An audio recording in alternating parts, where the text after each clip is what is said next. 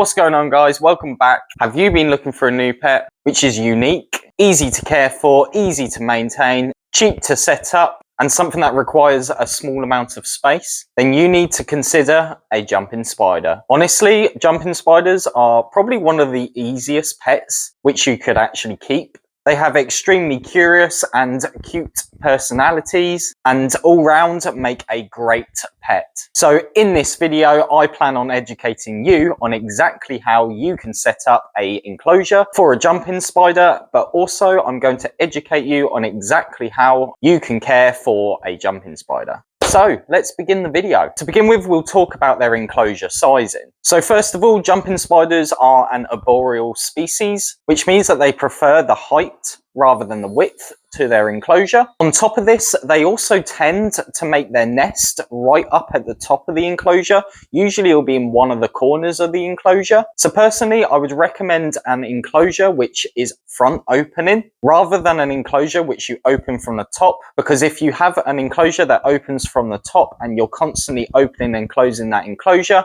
each and every time that you do so, you're going to disturb the nest. So personally, I would recommend getting one of these type enclosures. These are the acrylic enclosures.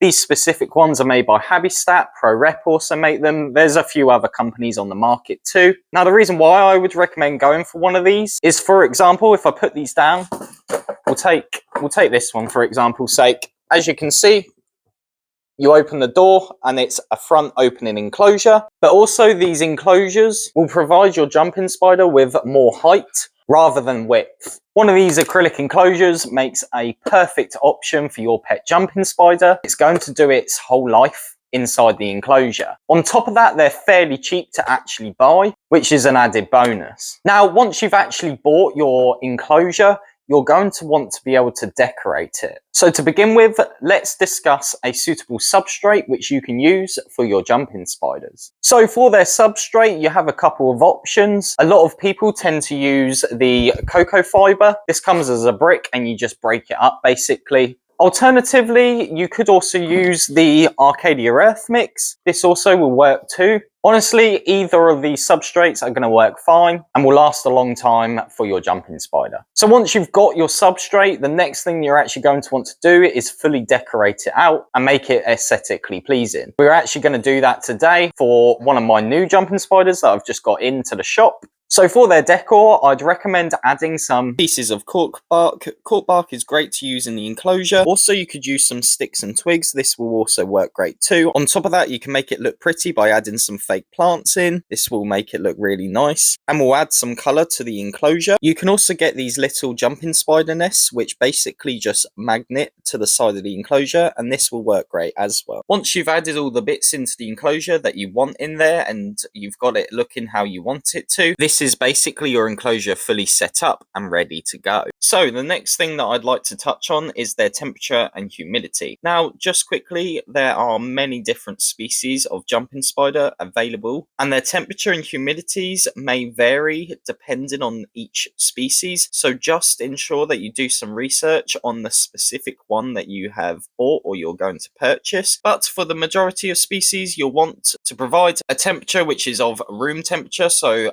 temperatures between 20 degrees to 28 degrees Celsius, which is 69 to 83 Fahrenheit. And for the majority of species, you're going to want to provide a humidity of around 50 to 60%. Again, do some research on the species that you're buying, because more tropical species require slightly higher humidity of around 60 to 80%. So just make sure you do your research on that one. Now, it's so important that you do actually maintain their humidity, because one of the biggest threats to jumping spiders is dehydration and basically drying out. So you'll need to keep the enclosure humidity right for your pet jumping spider. So to do this, I'd recommend getting yourself one of these. This is just a small little pump spray, and then simply use this to spray the substrate every so often and keep the substrate slightly moist but not wet or soaking, and basically this will help upkeep the humidity in the enclosure, but also will prevent your jumping spider from basically drying out. Now, since we are on the topic of dehydration, let's discuss a water source for your little jumping spider. Now, it's not really recommended to provide a small water dish for your jumping spider, and this is because they tend to accidentally drown in a small water dish. Jumping spiders tend to get most of their moisture from their prey item, which is their food source, which we will go over in a minute. So instead of a water dish, all I'd recommend doing is just gently misting the side of the enclosure, and your jumping spider will basically be able to drink from the sides of the enclosure. Now, I will say that I have seen people provide a small water dish. If you do this, I would simply add a small little sponge to basically soak up the water inside the water dish. And this would be a great idea to do because that way your jumping spider can sit on the sponge and you won't have to worry about them drowning in the water. So like I say, if you would rather add a small water dish, you can do so. Just make sure that you do add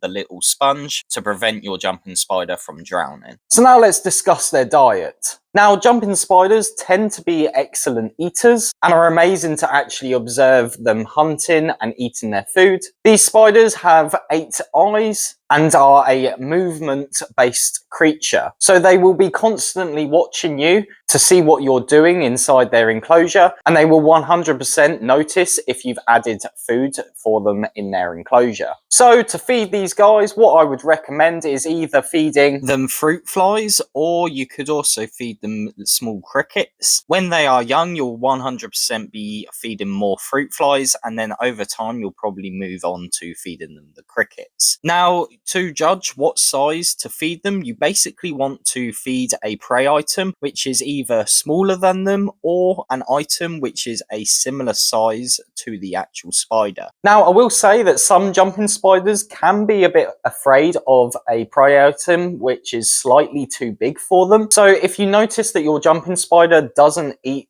an insect of a similar size to them, then it's likely that your jumping spider is slightly afraid of it. If this happens, what I would recommend doing is just buying a smaller size cricket instead, or feeding something a lot smaller, and just see if they will take a smaller prey item. 9 out of 10 times, if this happens, they usually will take the smaller prey item. So in all honesty, this is going to be a little bit of trial and error for you, just to work out what size they are happy and comfortable eating. So that's pretty much their diet covered. Oh, there is one last thing. Unlike reptiles, you don't need to supplement their food in calcium and multivitamin. Now, to actually understand when your jumping spider is ready for another meal, you basically need to just observe their abdomen. And when a jumping spider is full, their abdomen will be quite large and will basically bulge out a bit. And as they get ready for their next meal, or when they're hungry again, that abdomen will basically shrink and will look a lot smaller than normal. And this is a great indicator to understand when your jumping spider is ready for another meal.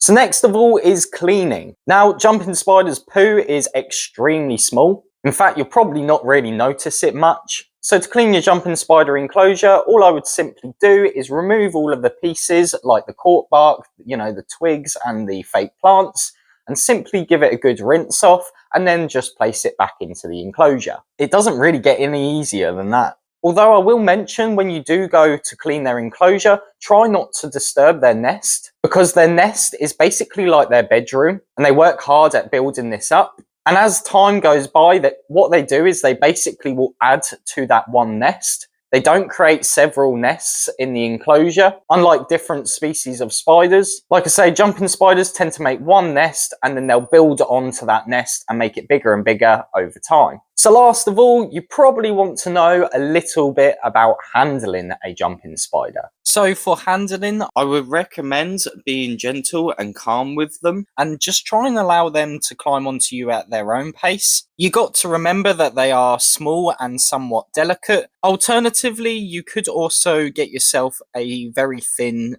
small paintbrush and just gently touch the back of its abdomen to help move them forward towards you and let them again just jump onto you at their own pace. Pretty straightforward, right? Oh, and also I would personally keep your jumping spider on its own as opposed to keeping several together, because they are known to be somewhat cannibalistic, so you don't really want them eating one another. So there we go, guys. That is how you can set up a beautiful enclosure for your pet jumping spider. But also you now have all of the knowledge that you're going to need in order to actually care for your pet jumping spider. Like I say, they're one of the easiest pets that you could own. Let me know in the comments if you already own a jumping spider, and let me know what kind of experiences you've had owning them. Also, let me know your thoughts on the jumping spider in the comments below, and let me know if you want more videos tailored to jumping spiders, because I can certainly do more of them. But yeah, I hope that you enjoyed this video. I hope that you've learned something from it. If you did enjoy this video, maybe consider dropping us a like to let me know that you enjoyed the video.